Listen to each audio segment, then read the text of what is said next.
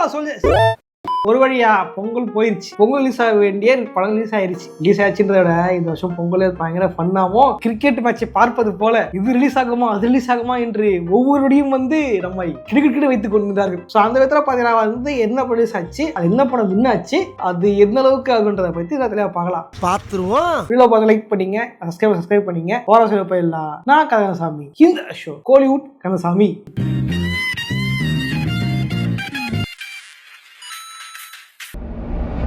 இந்த வருஷம் பொங்கல் பார்த்தீங்க அப்படின்னா ஒரிஜினலாக கிளாஷ் ஆக வேண்டிய 2 படங்கள் தான். ஒன்று நம்ம எஸ்கே அண்ணாவோட பராசக்தி, இன்னொன்று பார்த்தீங்கன்னா நம்ம தளபதியோட கடைசி படமான ஜனநாயகன். எந்த நேரத்தில் கடைசி படம் சொன்னாங்களோ தெரியல, கடைசி ரிலீஸ் ஆகாமே போயிடுச்சு அந்த படம். வேற ஞாபகப்படுத்திட்டீங்க, நெஞ்சமெல்லாம் பொண்ணு அறக்கு தம்பி. ஜனவரி அப்போ ஜனநாயகன் வருது அப்படின்ட்டுலாம் பயங்கர இதுவாகி பொங்கலுக்கு வருது, பொங்கல் ரிலீஸ் ஆக போகுதுன்ட்டு விஜய் ஃபேன்ஸ்லாம் பயங்கர ஆர்வமா இருந்தாங்க. இது பயங்கர செலிப்ரேட் பண்ணோம், கொண்டாடி தீர்க்கணும் வந்தாங்க. அந்த டைம் குறுக்க துப்பாக்கி வாங்கி வந்தவர் தான் நம்ம எஸ்கே. உன்னால என்ன பண்ண முடியுமோ சித்தப்பா துப்பாக்கி கொடுத்தா திருப்பி நம்ம சொல்ல தெரியுமா, அந்த மாதிரி துப்பாக்கிய கொடுக்குற கையை தூக்கு ஆட்சம் அப்படின்ட்டு திருப்பி நம்ம தளபதியை பார்த்து துப்பாக்கிட்டு இருப்பாரு நம்ம எஸ்கே. துப்பாக்கி வச்சிருக்கிற சிரிக்கிற துப்பாக்கி திருப்பி கொடுக்க சிவா அப்படின்ட்டு போட்டு ட்ரெண்ட் பண்ணிருந்தாங்க நம்ம தளபதி ஃபேன்ஸ் தான் அப்படியே பார்த்துருப்பீங்க. பட் என்னாச்சு அப்படின்னா ஏகப்பட்ட சென்சார் கட்டுகள், சென்சார் ப்ராப்ளங்கள், சென்சார் சர்டிஃபிகேட்டுகள் அப்படின்ட்டு பஞ்சாயத்து ஆகி ஜனநாயகன் வரல. என்னாச்சு, படம் 9 ரிலீஸ் பண்ணணும். ஒரிஜினல் பிளான் 9 தேதி, 15ஆம் தேதி 12 கிட்ட இருந்தவங்க தான்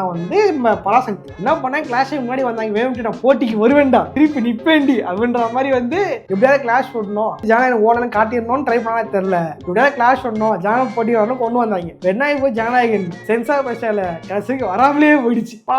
கடக்க வருஷம் புரியல, கேசை படத்துக்கு மட்டும் அவார்டு கொடுக்குறாங்க, அதை ரீமேக் எடுத்தா படம் தலை பண்ணுவாங்களா? கரெக்ட் தான், கேட்கறது புரியுது. என்ன பண்றது, நம்ம கையில எதுவும் இல்லை. இது வேணா பார்த்தீங்கன்னா சோலா ரிலீஸ் ஆன படம் தான் பராசக்தி. இதே டைம் தான் ராஜா சாப் ரிலீஸ் பண்ணாங்க. ராஜா சாப்ல படத்துல ஹீரோ நம்ம பிரபாஸ் தான். படம் வைக்கிறதுக்கான யூனிக் செல்லிங் பாயிண்ட் நம்ம தலைவன் பிரபாஸ் கிடையாது. அந்த படத்தை 3 ஹீரோயின்ஸ் தான். கவர்ச்சி படங்களை போட்டு 3 ஹீரோயின்ஸ் வராங்க இருக்காங்க, பாருங்க வாங்கிட்டு படத்தை ப்ரமோட் பண்ணாங்க. எனக்கு தேடி போனோம் கிடைச்சிருக்கு பல பேருக்கு. படம் ஓடுறதுக்கு தேவையானது இல்லை இல்லையா. தளபதி குருவில பண்ணதையே தலைவன் திரும்ப படம் பண்ணிருக்கியா இத்தனை வருஷம் கழிச்சு. 10வது ஜோக்கர் மாஸ்லாம் போட்டு விட்டு நான் ஜோக்கர்டா என் நம்பி படம் பார்க்க வந்தீங்களே நீ தானே ஜோக்கர். நான் மட்டும் ஜோக்கர் இல்ல, என் தலைவர் நிக்கில் அவர்களும் ஜோக்கர் தான் அப்படியே சொல்ற மாதிரி இப்ப ஒரு சிம்பலிசம்லாம் வச்சு படத்தை முடிச்சிருப்பாங்க. ஆனா படம் ஒரு மாதிரி போயிடுச்சு வச்சுக்கல. ஆனா இது இப்ப பராசக்தி ராஜா சாப் தானா, இது எப்படா போய் பாக்குறதுன்ட்டு எல்லாம் கடுப்பு இருக்கும் போதுதான் திடீர்னு 2 பேர் கலந்து குதிச்சாங்க. ஜெர்மனி ஆஃப்ல குதிப்பா தெரியுமா, கலந்து குதிப்பாங்க. அதே மாதிரி ரிங்ல 2 பேர் குதிச்சாங்க. ஒருத்தர் வாவாதியார, இன்னொருத்தர் ட்ரிபிள் டி. வாவாதியார பாத்தீங்க அப்படின்னா நம்ம நலன்குமார் சாமி. ஆக்சுவலி எனக்கு நலன்குமார் ரொம்ப பிடிக்கும். ஏன்னா அவருடைய பீக் டைம்ல தான் நான் காலேஜ் படிச்சுட்டு இருந்தேன். ஒரு விஸ்காம் ஸ்டூடெண்டா நான் நலன்குமார் சாமி டாக்டர் ஆகணும், ஷார்ட் பார்த்து ரொம்ப இன்ஸ்பயர் ஆகி அவரை மாதிரி நம்மளும் டைரக்டரா மாறணும் அப்படின்லாம் ரொம்ப ஒரு கனவோடு இருந்து கதை சதிக்கப்பட்டது. பட் அவரோட படம் போது ரொம்ப ஓகே நல்லா இருக்கும் போல நம்பிட்டு இருந்தேன். டிக்கெட் ஃபர்ஸ்ட் ஷோ புக் பண்ணிட்டு கூட நம்பிக்கையா நல்லா இருக்கும் அப்படின்ட்டு. பட் எனக்கு என்ன நாங்க கதையா படம் நல்லா தான் இருந்துச்சு. அந்த படம் ஒரு மல்டிபிள் பர்சனாலிட்டி மாதிரி எம்ஜிஆர் திரும்ப வராரு, மக்கள் அழகு பண்றாரு, ஹீரோவா இருக்காருன்ற போது அந்த கான்செப்ட் நல்லா இருந்துச்சு. பட் ஸ்கிரீன் பிளே அவங்க ரொம்ப சொதப்பிட்டாங்க. நிறைய விஷயம் ரொம்ப பியூட்டிஃபுல்லா இருந்துச்சு. பாரு தலை சத்து பாரு அப்படியே சத்துப்பிட்டாரு. நீங்க பாரு ஒரு எம்ஜிஆர் எம்ஜிஆர் வராரு, என்ன திரையில வருது அப்படின்ட்டு பயங்கர ஆச்சரியம். எனக்கு என்ன ஆச்சரியம்னா இது இவ்வளவு ஈஸியா ப்ரிடிக்ட் பண்ற மாதிரி இருக்கு, இதனால ப்ரிடிக்ட் பண்ணல அப்படின்ட்டு தான். இது மக்கான ஃபிகரா இருக்குது.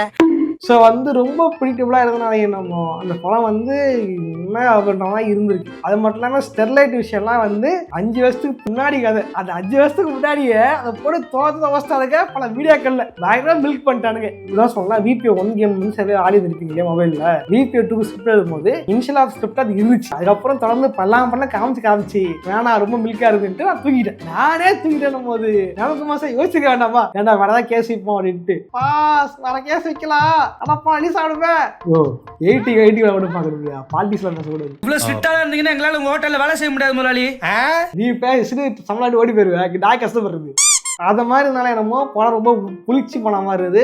கோராவும் கான்செப்டும் பெருசா இல்லை. அதே மாதிரி இந்த அமாவாசை கேரக்டர் திரும்பி கொண்டு வர மாதிரி சித்ராஜுக்கு பல்லு வச்சுது, அன்னியன் படத்தை ரீகால் பண்ணது, அப்புறம் கார்த்தியை எம்ஜிஆர் மாதிரி பேச வச்சு காமெடி பண்ணது. நல்லா இருக்கா ஒரு பையன் ஒருத்தன் சிம்பு மாதிரி ஒரு குட்டி பையன் ஒருத்தன் ராஜுகுட்டின்ட்டு ராஜுகுட்டி பையன் இருப்பான் தெரியுமா, மெல்ல திறந்து கதை போட்டு ஒரு சீன்ல வேணாம் சொன்னான். டைம் நிறைய படம் வச்சிருந்தா இன்டர்வியூ கூப்பிட்டுருந்தாங்க. ஒரு இன்டர்வியூ எல்லாம் பண்ணா எம்ஜிஆர் மாதிரி பேசுற பேர்ல அரபையில பேசியிருப்பான். எனக்கு படம் பார்க்கும் போதெல்லாம் அந்த நினைப்பு தான்.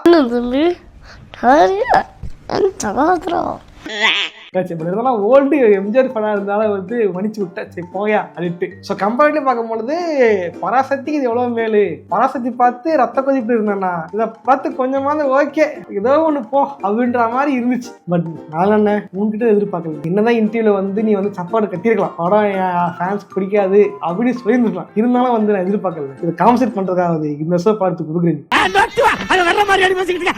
அடுத்ததான் நான் வந்து எதிர்பார்க்கவே இல்லை. ஆக்சுவலி வந்து இந்த படம் வந்து ட்ரெய்லர்லாம் பார்க்கும்பொழுது எனக்கு அந்தளவுக்கு பெருசாக இம்ப்ரெஸ்ஸாகவே இல்லை. கடா இது சும்மா கல்யாணம் காட்டா மாதிரி இருக்குது, கல்யாணம் காட்டை வச்சு நம்ம ஊரில் பலம் பில்ட் பண்ணிட்டீங்க அது மாதிரி தான் இருக்கும் போல அப்படின்னு நான் நினச்சேன். ட்ரிபிள் டி ட்ரெய்லர்லாம் பார்க்கும்போது பெருசான இம்ப்ரெசிவாலாம் இல்லை, எனக்கு இல்லை ஓகேவா. ஆனால் ஜீவானத்திலையும் பார்க்க போகிறோம் போது ஹாப்பியாக இருந்துச்சு. அது மட்டும்தான். ஃபேமிலியோட படத்துக்கு பாணிக்கும் பொழுது வாவாதியில் பார்த்துட்டோம். சரி ஓகே ஜீவானம் நம்பி ஒரு படத்தை பார்க்கலாம், அண்ணன் 100 தான் ஒரு விசில் போட்டு வந்துடும்.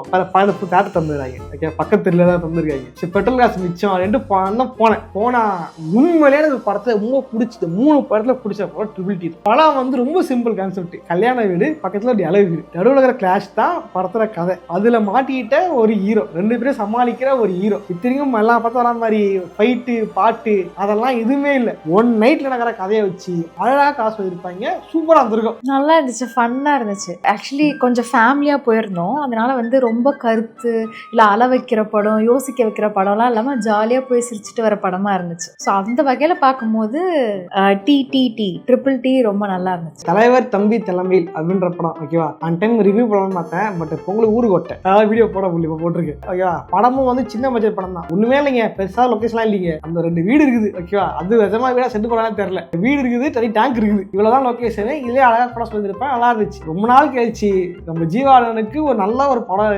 கிடைச்சிருக்கிறது சந்தோஷமா இருக்கு. உண்மையை யோசிச்சு பார்த்தா நம்ம தளபதி வந்து துப்பாக்கி எஸ்கேன கொடுத்துக்க கூடாது, ஜீவான தான் கொடுத்துக்கணும்.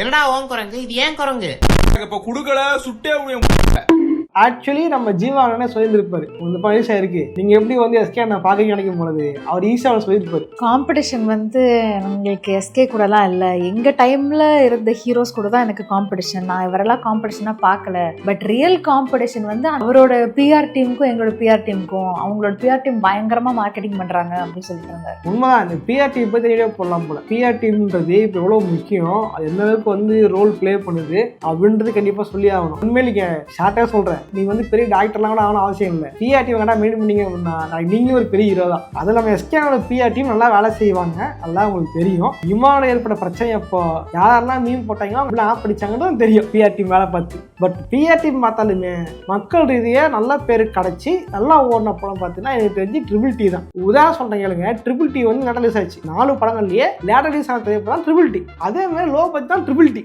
அதுக்கு பெருசாக ப்ரொமோஷனும் கிடையாது. அப்படி இருந்தும் என்ன ஆயிடுச்சு அப்படின்னா நாத்தியம் டிக்கெட் புக் பண்றேன், பராசக்திக்கு பாதி டிக்கெட் காலியாவே கிடக்குது. எப்போ அடுத்த ஷோவுக்கு சிறை கூட கொஞ்சம் ஃபுல்லா இருந்தது. சிறை எப்போ வந்த படம் அது கூட பரசரில் ஃபுல்லா இருந்தது. Triple D housefull. Triple D டிக்கெட்டே கிடைக்கல, ஹவுஸ்ஃபுல் ஆயிடுச்சு. இது வந்து ஒரு சொல்றது ஜீவான்னு என்ன இப்படி வந்து பழி வாங்கிட்டு சத்தமே இல்லாம ஜெயிச்சிட்ட அப்படின்ட்டு தான் எனக்கு தோணுச்சு.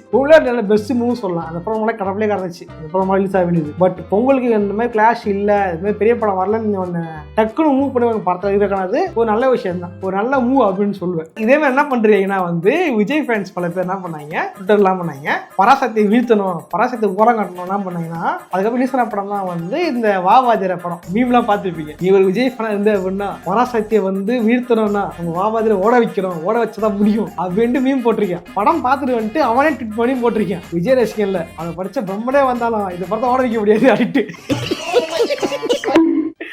கொடுமைய பாவங்க டாலிவுட் ராஜா, அவருக்கு இப்படியா பிரச்சனை வரணும். ஒரு பக்கம் அண்ணன் கங்குமா படம் அடிச்சு ரத்தக்காக வாங்கிட்டாரு. இப்ப 10வது தம்பி வாவாதியாரேன்னு படம் வச்சு போவாதியாரே ஆக்கிட்டாரு. உண்மையே ஞானி ராஜாவா இருப்பது சாதாரண விஷயம் இல்ல, கஷ்டம்டா.